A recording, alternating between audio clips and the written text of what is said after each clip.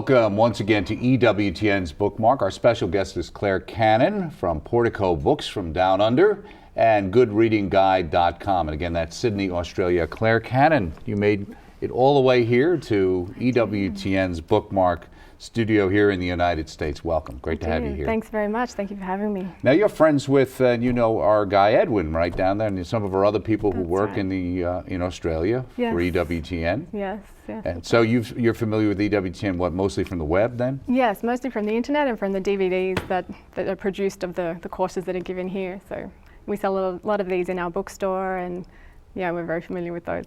Well, let me ask you, okay, you're over here now, obviously visiting. Now, you came to the United States for another reason.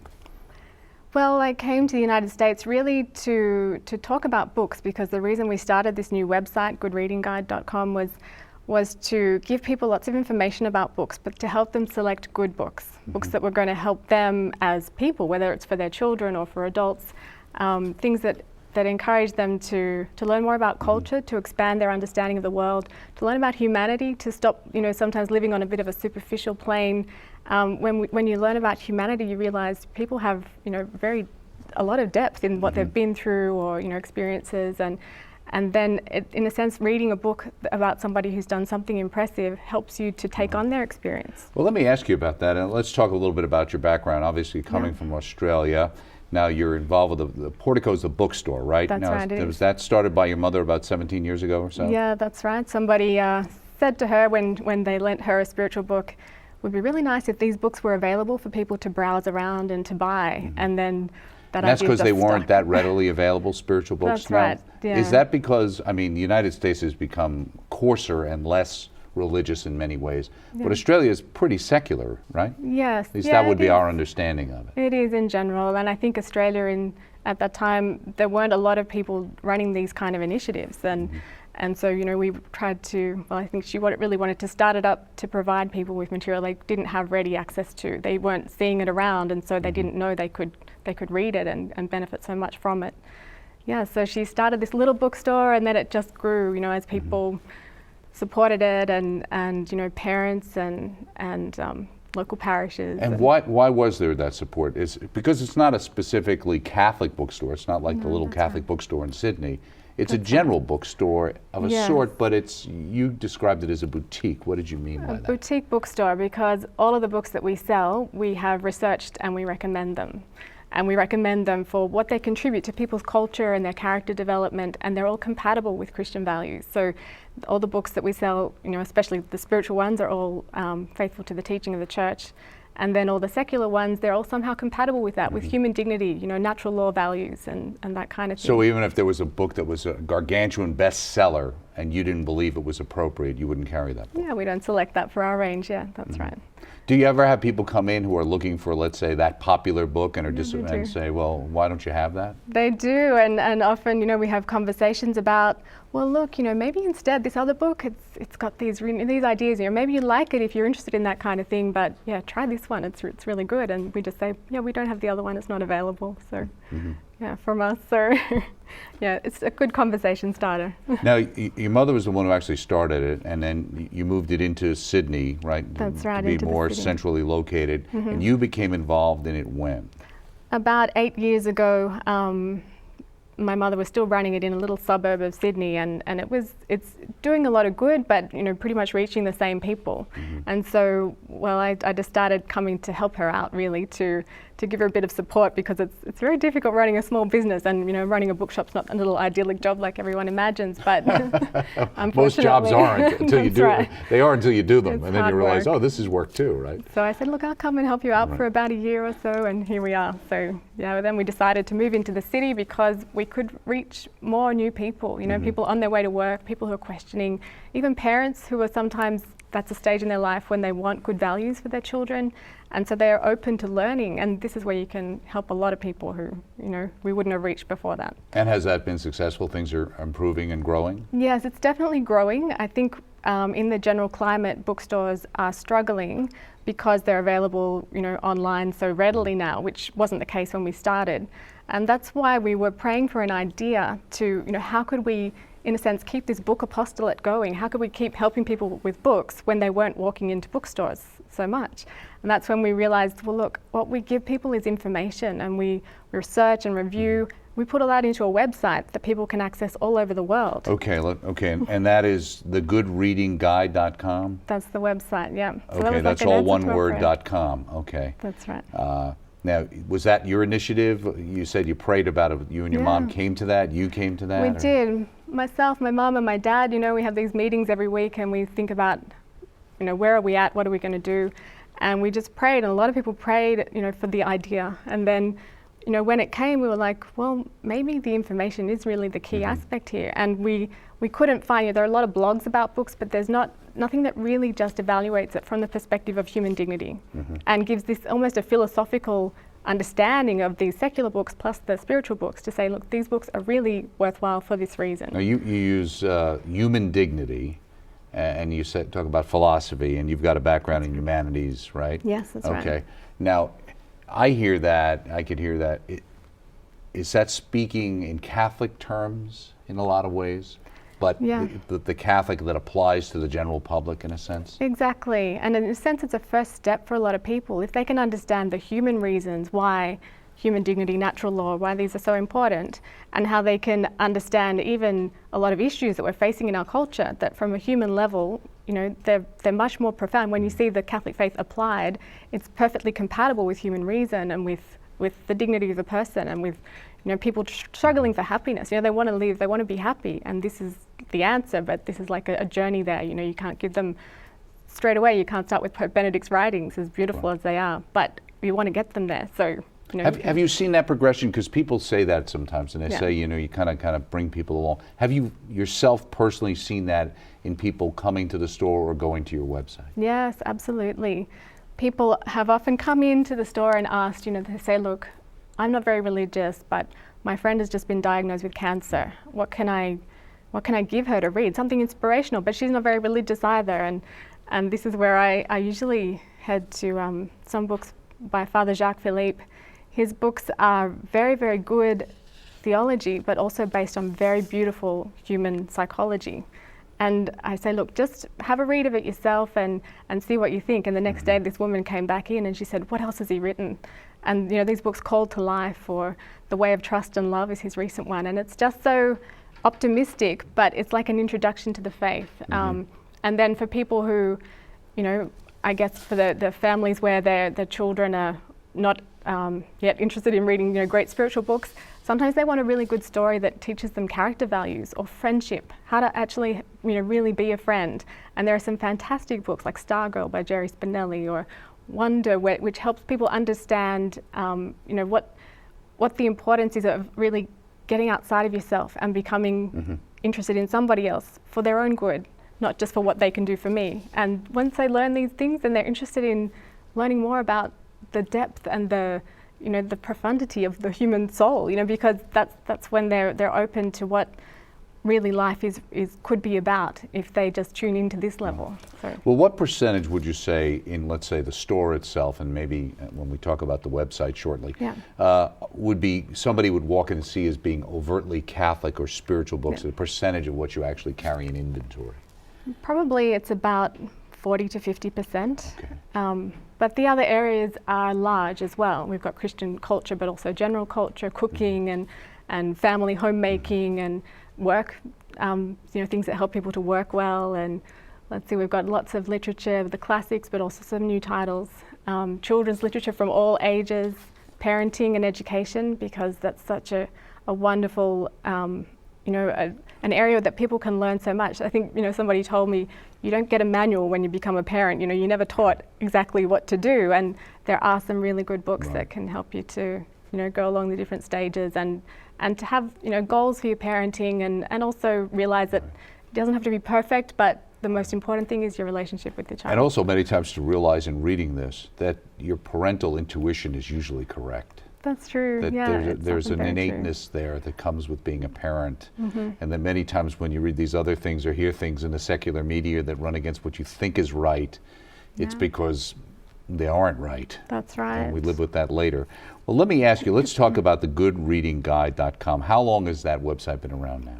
We launched that at the end of last year, the end of 2011, and that we had like a whole year of preparation. We've done lots of reading and research before that, and now we continue to put lots of new books up there. Our goal is to have 50 new books a week. Wow. Okay. So that these are new books and reviews of books that are really good, and some reviews of books that haven't made it to our recommendation lists. But this is why. Good. Let's do this. On your website, you actually have like a little video that explains everything. So let's take a look at that video for you at home to get an idea of what we're talking about when we talk about the goodreadingguide.com. Let's take a look at that.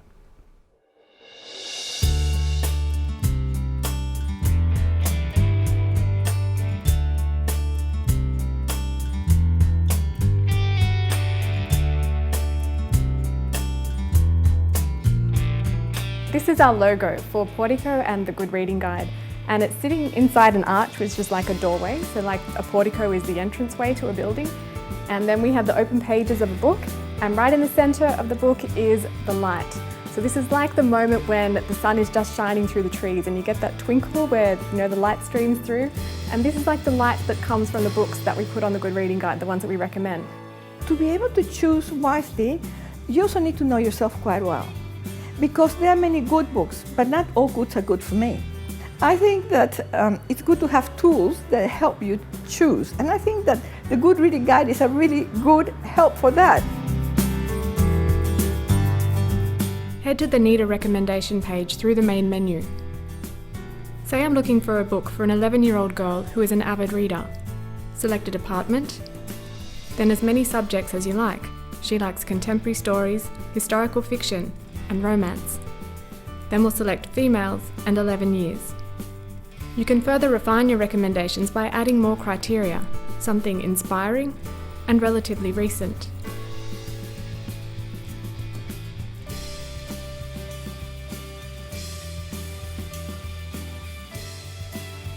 The reviews up on the Good Reading Guide aren't just telling you what the book's about, it's telling you why the book is worth reading and what's worthwhile about the novel.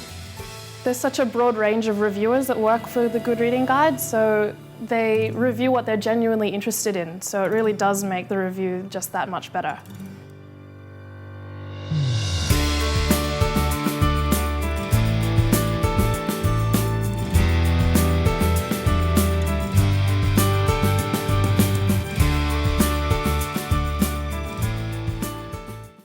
Okay, there we have it. So that gives us a general idea of what's going on. Now, a couple of the things that are interesting to me as well is how do you have so many books added? Because some of them on the website, and we'll show a little clip of that later as well, is actually you sitting there doing the reviews. Now, you don't do all the reviews, do you? Or do you just do all the video reviews?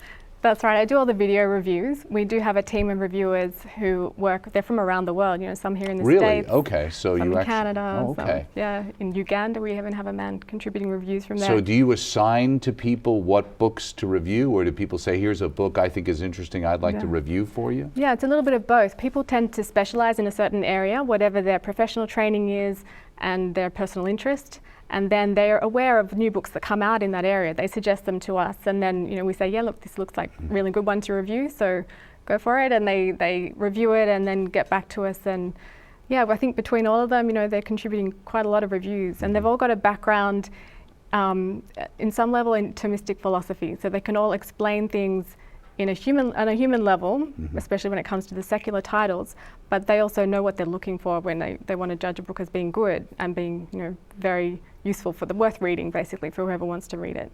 Right. Now, again, in looking at the website now, you have all these 50 reviews a week. Are they 50 written reviews that one can read? How do they show up on the website? They're written reviews, and they're different levels of length and complexity, because not all books require a thesis, and some do, and we've had to put in a lot of hours to those reviews. But we basically give people the information to understand what's really worth reading in this book, what are any issues that need to be discussed, especially for parents and children. If their children are going to read a book, it's often very good to discuss certain things that are raised, because it's a great opportunity just to see what the child has taken in about that, and what do they think about it. And so we try to provide all that information, and then they always need to make the decision about whether this book is going to help this person that I intend it for, because not every book is great for every person all the time. Right. Now, people can go to the website, and especially under spirituality, it has a lot of the Catholic books. And now one of the ones is by our great friend, Father Robert Spitzer, who's been here many times. He's a wonderful, wonderful, I think he's a genius, obviously. And we wanted to run a clip of your kind of review talking about healing the culture. Let's take a look at that clip. It's on the website. Healing the Culture by Robert Spitzer. It explains nothing less than human happiness and how we find it, something that everyone is interested in. It's philosophical, but explained in practical terms, and is very accessible when read calmly. It doesn't work to skim through it. Knowing the content of this book makes happiness so much more attainable. We understand why quick pleasure doesn't ultimately satisfy, and why brief suffering can be compatible with a deeper joy. It's a great book for everyone. Okay. And there we have it. That's goodreadingguide.com. That's on right there. Let me ask you something else. You run something called book tastings. What's a book tasting? I know about wine tasting, but what's a book tasting? A book tasting is where I take a whole lot of boxes of new books, good books, and old books, and I just talk about them to people. So I say, look, this book is really wonderful for somebody who might need a book that, well, like maybe a book for a child who's a specific age, or anyway, I just introduce the books and I tell them a little bit about them, and then by the end of it, people are like, oh, that'd be great for this person, for a Christmas present, or this person. And now what we've started doing, because you can only reach a room of 10 people when I do these things, we do these now for the camera so that we can post them on YouTube. Who actually shoots these for you?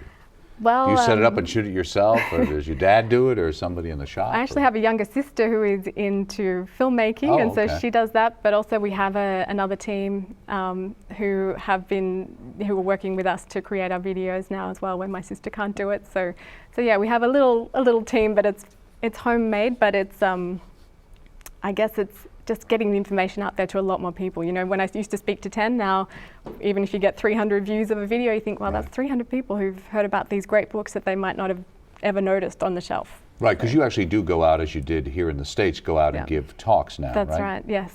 Where do you go to? Parishes, schools, basically? Yes, to anyone who will have anyone with an interest in reading and in promoting reading and promoting the culture of reading. And why is it so important? I mean, somebody says it's good. It's like kissing a baby. Everybody says everybody should read. It's a wonderful thing. Yeah. But then you go to the next level and say, why is it so important? And why do you think it's so important today, especially? Today, especially. Well, because I think we tend to live in a world where we get a lot of information and we're consumers. When we read, it makes us very active. It really engages our intellect, and it makes us. They say that readers are producers, they're doers, they're people who take initiative and apply things. They have imagination, but they understand things on a new level, and even the ability to speak well, with other people, the ability to understand other people, to put yourself in someone else's shoes. All of this can come from a really good culture of reading. Now, it's interesting too, because with that, I was thinking about what you were saying. It kind of engages you. When you read, it forces you to think. Yes. And like you said, when we get consumed, we just kind of take it on, sometimes at face value, and just accept it, and without processing it and thinking about it. And reading allows us to think, and like I think as you talk about, kind of ponder and reflect. That's right. And learn anew, which is what happens, I guess, when many people come and they actually end up reading a good spiritual book and start to realize, wow, why does this touch me? Why does this seem to make sense to me? Yeah. I hadn't thought about life this way. Yeah. You find that many times, right? Yeah, absolutely. For spiritual books and anyone who gets a book that really speaks to them and tells them something they didn't know. I was speaking to a man recently who's actually a member of Parliament in Australia, and he said, I didn't grow up reading a lot, but I just discovered this book that was on the character development of children, and he read it and he just thought, there is so much here that I don't know and that I'm not living. So he said it really affected me. It really made me change the way I do things. But now he comes in at least once a week with a friend and says, I think you should really read this book and this book and this book. And it's like an apostolate of reading, because from one person to another, you know, those books can change lives. And I've seen so many people's lives just be affected by one good book that somebody gave them at an opportune moment. And, you know, this is what we want to do. So I'm assuming you didn't develop this this good reading thing just as a marketing tool to sell books for Portico on the line, right? You're doing it for a good reason. But let me ask you, obviously you can actually buy the books you recommend. Is that how it works too? That's right. Well, we sell mainly to an Australian public because, you know, we're based in Australia. There's no point shipping them overseas. But we have links there to Amazon and some of the others because well, apart from the fact that it contributes a tiny amount from what Amazon has to pay commission if you click through from the website, and that will help to put more reviews on there because we do pay the reviewers and you know, we want them to do a professional job. Oh, so you actually pay them? Okay, yes. Great. Yeah, okay. that's right. And that you have some sort of subscription fee. That's right. Well, yeah, we started with a small subscription fee, it's $25 a year, so it's not gigantic, but it's access to information that people have taken a lot of time to prepare. That you can't just find unless you want to read hundreds and hundreds of blogs and that kind of information. But yeah, I think, you know, it needed to be something professionally done that would continue growing, not something that was just somebody's good idea for a little period of time and then dies out. But you know, we want to give people the information that they need. When they walk into a new bookstore, we want to do an app that they can then scan a book and say, oh, let's see what the review says of this one. Is it any good? Or, you know, what's a really good book? I need to give somebody an inspiring book. You know, one mother was after a book that would just help to lift up her son a bit because he was getting a bit mopey, and then, you know, just give her a general literature book that was a great story, nice and optimistic, and you know, that kind of thing. And on your website, it's actually a searchable database if people are looking for particular items. That's right. You can search a particular title, or you can search through the recommendation categories where you find all the best books on these topics. Well, where do you see this going? Obviously, you've got, in a sense, a foot in both worlds. You've got the brick and mortar bookstore. Yeah. You're on the web selling, and you've also got this whole website going. Yes. Where do you see books and publishing going with, you know, Kindles and, you know, iPad readers and all that kind of stuff like that, or video? You've got video on the web. How do you see all that coming together? Well, I think, you know, we're open to new media. Basically, if people are reading well, and if they're watching videos about these books and they're understanding almost what they need to look for when they're reading these books, you know, some ideas they can think about later and discuss and that kind of thing, the more they're talking about books and the more they're reading on whatever kind of device, the better. Because, you know, I think you find that once people become readers, it becomes something that just grows. It doesn't, you know, one thing doesn't replace another almost. You know, if you're listening to books, you're reading them on your e-reader, the one distraction you need to be aware of when you're reading on an iPad or something is that there's lots of other things you can do there. So you need to be quite disciplined in saying, this is my reading time, I'm going to read. Right, that's a good point. Especially since people who usually have these are multitasking or so used to doing that. And rather slot than it into your timetable. Being focused. Make a time for reading. Well, let me ask you, in 2008 you met somebody That's who made a great impression on you, right?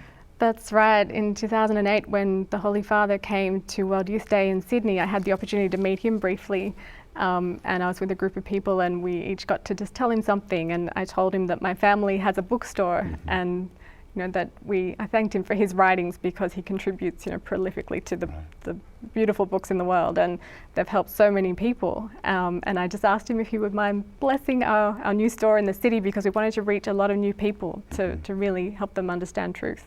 To take them on that journey, you know, at whatever stage they were at. And he was very excited, you know, his eyes just light up when you mentioned books. And afterwards, when he came around, the first thing he said was, you know, a bookshop. And I was like, yes. I was like, wow.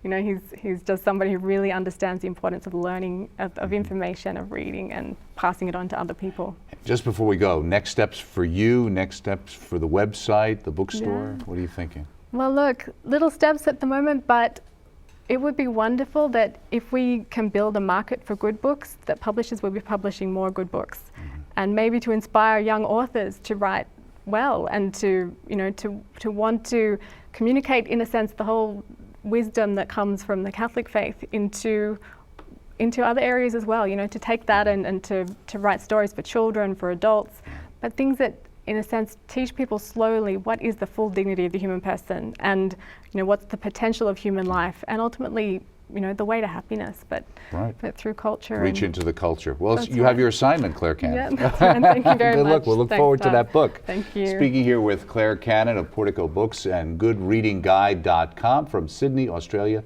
Check out the website. Join us next time right here on EWTN's Bookmark.